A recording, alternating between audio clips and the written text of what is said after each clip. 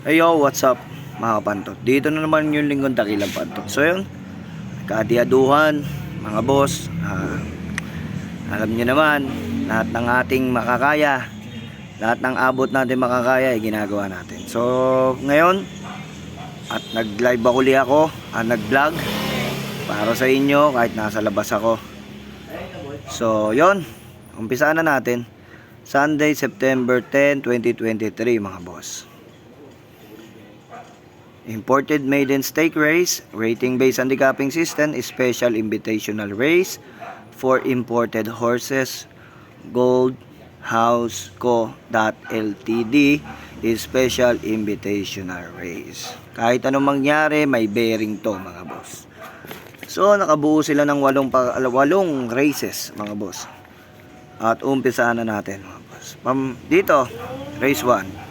First pick 5 covers race 1 to 5. Ito yung sinasabi natin na napakagaling nitong kabayon to. At madami tayong nalaman na mag-e-ensayo lang to. Mananalong nakatawid na mag-e-ensayo na nakapigil. Ika nga parang biyahe na nalo. Ika nga. Sa sobrang galing ng kabayo. Mark Black Superman Alvarez pa ang may patong. Perfect Delight entry number 4. Boss June Sevilla ang may-ari. At syempre, nawalang iba, Mr. Imported, Dante. Iba ang swerte mo, Salazar. Si Boss Dante yan. So yun, numero 4. Panigurado naman bidang, hindi naman sa bida, talagang magaling tong kabayo to. Madami akong nalalaman dito, lalo na sa mga kaibigan natin. Magaling sa ensayo, magaling sa trangko, mainam na kabayo. Numero 4, solo. Perfect Delight. Yan ang 1 for the day ko para sa araw ng linggo. Dumako tayo sa race 2, winner take all, covers races 2 to 8. Dito mga boss, medyo na mapupusuan ko talaga. Although non-winner to mga to, may kaguluhan sa lineup. Tignan natin kung ano i-perform. Ang primera ko, numero 1 na rin, Super Earth. Nagagabayan ni Dodong Villegas. Panigundo ko dito yung numero 4, Moon Island. Nagagabayan naman si El Advincula. At panersera ko baka makadihado, numero 5, Laguerta. Yan tatlo na yan, tingin ko big chance to win . So dumako naman tayo dito sa race number 3 mga bossing ko. Pick 6 covers races 3 to 8. Dito mga boss, full gate to. Medyo may kahirapan ng lineup, alam nyo naman. So sobrang hirap, nakakagulo. At talagang naman nahihilo. Kaya ito ang pili ko mga boss. Pampremera ko, Secret Service. Meron na ito nakaraan. Itong kwadra naman to. Hindi naman to nagbibiyay. Basta tayan nyo ng tayan. Loyalty bet. With win honor yan. Dyan ako kakampi. Numero G, Secret Service. Meron na ito nakaraan. Baka sakaling manalo. Pampremera ko yan. Panigundo ko dito mga boss. Walang iba. Numero 8, Matikas. Patricio Pati Dilema. At sa connection nito, alam ko, pagmamay-ari nito, correct me if I'm wrong, si Boss Patrick Uy. Kuya Boy Gere naman ang nagkukondisyon. Kaya tingin ko, siya na rin ang second choice ko. At panersera ko dito mga boss. Ito napipili ko at napipisil ko. Tingin ko, baka makadihado. Numero 9, Victorious Princess. Yan tatlo na yan tingin ko, big chance to win para sa karerang yan. At dumako naman tayo dito sa race number 4 mga bossing ko. Pick 5 covers races 4 to 8. Ito na nga. Dito sa karerang ito, ang kakampi dito, 1, 2, 4. 1, 2, 3, 4. Yan ang mga magkakakampi niya. 1, 2, 3, 4. Iisang kwadra lang yan. At ang kalaban nila, yung numero 5 at numero 6. Pero 1, 2, 3, 4 ang kakampi ni Boss Emong. Kaya tingin ko, makakatawid to ng meta na walang kahirap-hirap. Solo ko na rin yan. Numero 1, Boss Emong.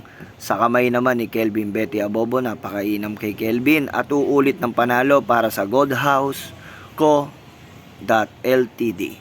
Special Invitational Race Cup. Solo ko na yan, Boss Emong. At dumako naman tayo dito mga bossing ko sa race number 5. Dito naman mga boss, rating based handicapping system. Pusoy nga sa Kitty yung 4. Pero syempre, dikit-dikit ang mga preba nito. Hindi ako naniniwala sa mga puso yan. At napupusuan ko dito mga boss. Pampremera ko na rin yung numero 4 na rin.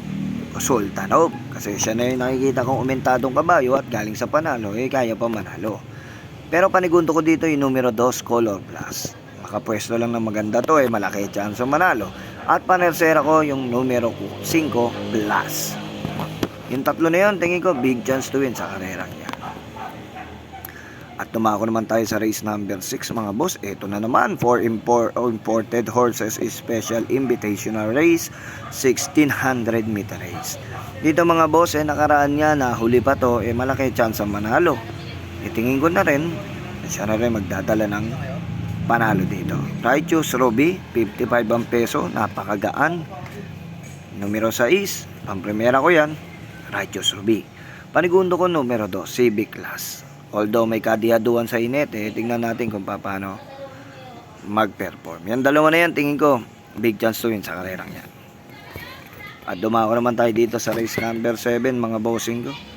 Rating based sa handicapping system, 6 to 21 points, 1400 meter race. Dito mga boss, sa karerang ito, yung numero 11, naiwan pa to nakaraan, pero maganda tinakbo.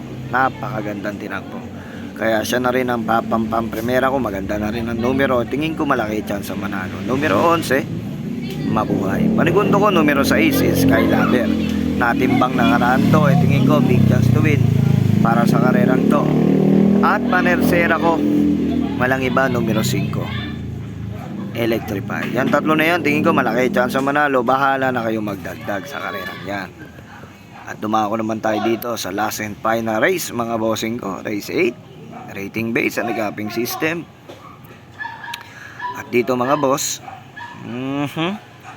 nakikitaan ako dito na napakaganda. Tingin ko baka manalo. Pampremera ko numero 4, American Dream. Nagagabayan ni John Alvin Guse. At panigundo ko dito yung numero 11 na rin, For Salt. Maganda na rin tinakbo niya nakaraan. At panersera ko dyan na walang iba. Walang iba.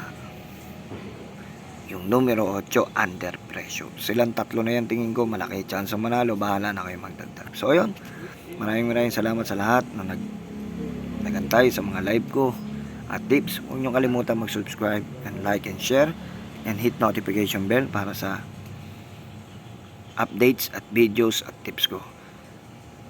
Ako po si Dakilang Pantot. Anong sasabing pera nyo, isip nyo, sundin nyo. Thank you.